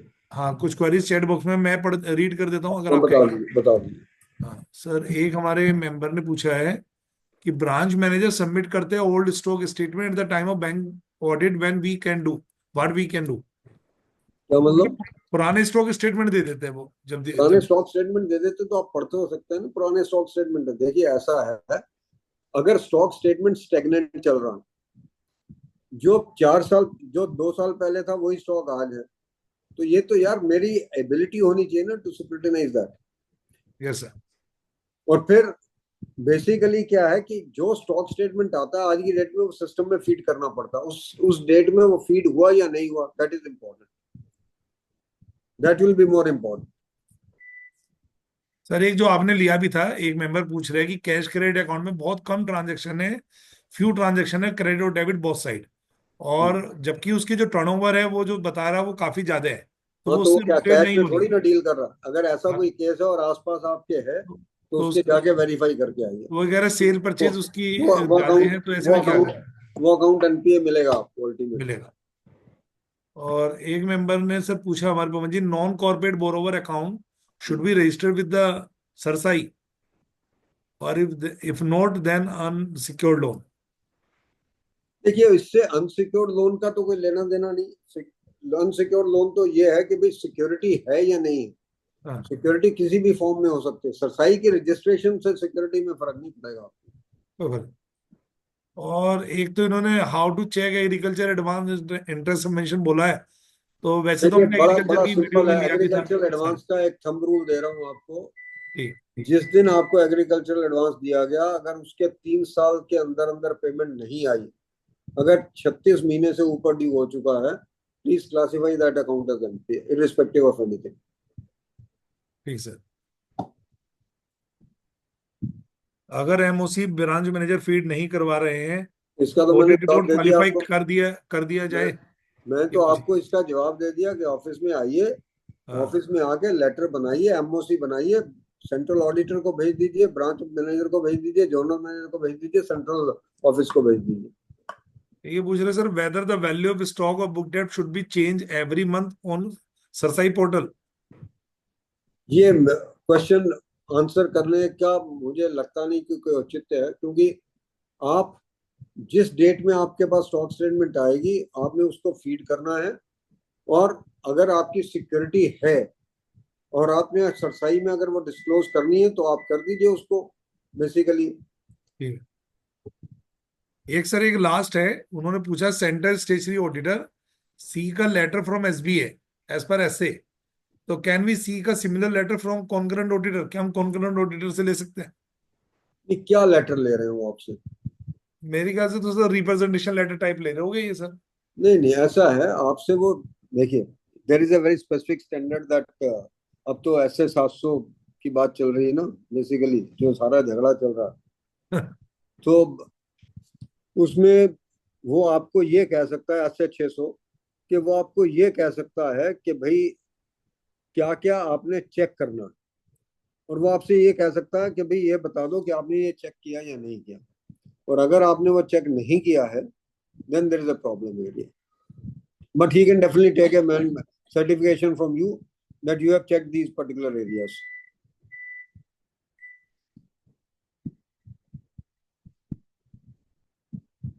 आपकी आवाज नहीं आ रही, आप म्यूट पे हैं राजीव जी। सर ये बाकी तो क्वेरी हमने ले ली है। कुछ मेंबर जो है यहाँ पर, राजीव जी रिकॉर्डेड वीडियो कहाँ से डाउनलोड कर सकते हैं सर? उसका लिंक जो है ना सीआरसी का लिंक है, मैं भी इस पे दोबारा भी डाल देता हूँ, वहां से आपको डाउनलोड हो जाएगी मेरे सारे लेक्चर की वीडियो। सर एक मेंबर ने हैंड रेस किया हुआ है, तो मैं उनको एक बार अगर आप कहे तो अलाउ कर देता हूँ। तो हमारी जो बैकअप टीम है जरा देखिएगा किन्होंने हैंड रेस किया था अभी पीछे। एक आरती मैम थी शायद, भी आ रहा किसी का हैंड रेस? खान साहब पीछे देख के बताइए प्लीज।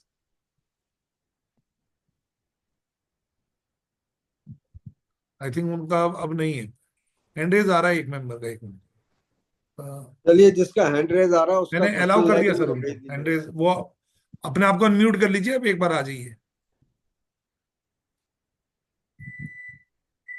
खान साहब, बेगम टीम, सौरभ जी एक बार देखिए अगर कोई है तो मेंबर। चलिए फिर मेरे ख्याल से नहीं है इस समय।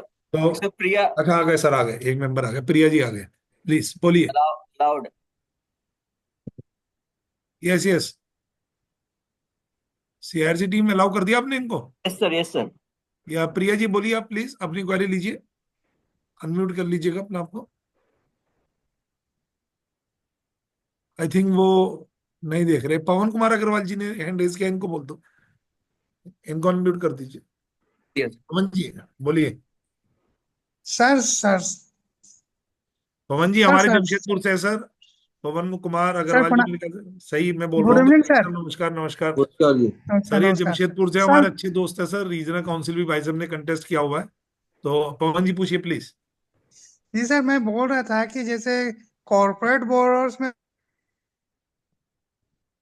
एमसीए में उसको चार्ज क्रिएशन कहते हैं, नॉन कॉर्पोरेट केस में यदि सरसाई में नहीं होगा, रजिस्टर्ड नहीं करेंगे, तो इन केस ऑफ जो डिफॉल्टर होगा तो फिर शायद मतलब कि हम लोग सूट फाइल नहीं कर पाएंगे ना, क्यों ऐसा कुछ है। क्यों? अगर इसलिए आपने मैं बोला पूरी कि वो आपने जो सिक्योर्ड उससे का अनसिक्योर्ड एग्रीमेंट लोन होना चाहिए ना। आपने जो उससे एग्रीमेंट एग्जीक्यूट की हुई है उससे आपने हाइपोथिकेशन क्रिएट किया हुआ है नहीं किया हुआ? जी एग्रीमेंट तो की हुई है ना आपने उससे, हाँ सारे जी, के हाँ जी, सारे डॉक्यूमेंट आपने क्रिएट किए हुए उससे। जी जी जी जी जी। और सर एक चीज और है सर, सीजीटीएमएस स्कीम में ये तो government guarantee by government, central government, तो उसमें तो सीजीटीएमएस की गारंटी फीस ले लेते हैं। उस केस में यदि सीसी अकाउंट रेगुलर नहीं है या स्टॉक स्टेटमेंट्स वगैरह नहीं दे रहा है तो उसको एनपीए करेंगे? एनपीए तो करेंगे ही, गारंटेड हाँ, है। तो सर देखिए सीजीटीएमएस एक बात स्कीम में है समझिए, ना। एक बात समझिए, अगर सेंट्रल गवर्नमेंट गारंटेड अकाउंट है और वो गारंटी बकायदा एग्जीक्यूटेड है, then you will not classify that account as NPA, but you will definitely red flag that particular account and will put it in the long form audit report. Ji ji ji Yeah. जी। पर अगर state government guaranteed है तो NPA हो जाएगा, ये बता दूं आप। हाँ तब तो एनपीए हो जाएगा। जी ठीक है thank Rajiv you ji, sir, thank you. I seek your leave. ठीक सर। सर बस एक फॉर्मल वोट ऑफ थैंक्स के लिए मैं, आपने सर बहुत समय दिया, और मैं वो फॉर्मल वोट ऑफ थैंक्स मैं चाहूंगा कि अपने राकेश भाई साहब दें, क्योंकि राकेश भाई साहब मुझे स्क्रीन पे दिखाई दे रहे हैं। तो जी राकेश सर, ओवर टू जी यू भाई सर, साहब, फॉर्मल वोट ऑफ थैंक्स के लिए प्लीज। बहुत बहुत धन्यवाद राजीव भाई जी, जो आज के हमारे गेस्ट स्पीकर, परम आदरणीय leader of the profession CA Amarjeet Chopra ji, आपका सर तहे दिल से बहुत बहुत बहुत धन्यवाद। ये हमारा सौभाग्य है कि आप जैसे व्यक्तित्व को कभी भी, जिसने अनकंडीशनल सर हमेशा, मैंने जब भी आपको याद किया तभी बोला अनकंडीशनल, आपने हमेशा आकर के आशीर्वाद दिया है। हम लोग सर बहुत ही सौभाग्यशाली हैं कि जो आपका आशीर्वाद निरंतर हमें मिलता रहता है। बहुत बहुत तहे दिल से आपका शुक्रिया, और हमारे सभी व्यूअर्स का बहुत बहुत धन्यवाद जिन्होंने पेशेंटली इस प्रोग्राम को सफल बनाने में हमारा साथ दिया। और बेसिकली राजीव भाई का बहुत बहुत धन्यवाद, जिनकी वजह से ही, जिनके पूर्ण प्रयासों के कारण ही ये सेमिनार, 8 दिन की सेमिनार हमारी आज 6वें दिन को हम पूरा कर पा रहे हैं। बहुत बहुत धन्यवाद हमारे CIRC चेयरमैन जी का, हमारे सेक्रेटरी तिवारी जी का, और सभी का बहुत बहुत धन्यवाद। मैं समझता हूं कि हमारी जो इस तरह की सेमिनार्स हैं उनसे सभी को लाभान्वित होंगे, क्योंकि एक वैसे भी कहावत है, सर्वे भवन्तु सुखिनः सर्वे सन्तु निरामया सर्वे भद्राणि पश्यन्तु मां कश्चित् दुःख भाग् भवेत्। ये जो है, हमारे इसी भावना के साथ मैं सभी का बहुत बहुत धन्यवाद देना चाहता हूं। बहुत बहुत धन्यवाद।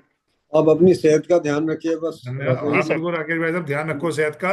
और सर आपको सुन के बहुत अच्छा लगा सर, हर बार की तरह आपसे वो पूरी एनर्जी जो मिल पाती है ऑडिट के दौरान, क्वालिटी ऑडिट होना चाहिए, तो वो सब चीज हमने किस तरीके से क्वालिटी कम समय में और अपने आप को सेफ गार्ड करके कर सकते हैं, उसमें आपने पूरा तरीके से हमें मेंबर को रूबरू करवाया। तो आपका विशेष तौर पे सर CIRC की तरफ से और सर मेरी तरफ से बहुत बहुत धन्यवाद सर। Thank you. माता के दर्शन कर लीजिए सर, थैंक यू। माता के दर्शन कर लो सर, माता के, कर लिए सर। गायत्री माता के अभी हवन करके चुके हैं सर हम लोग। Thank you okay, sir, thank you. ठीक है sir, thank you very much. Thank you. Thank you. कल मिलेंगे फिर sir. Thank you. Over to team. Thank you.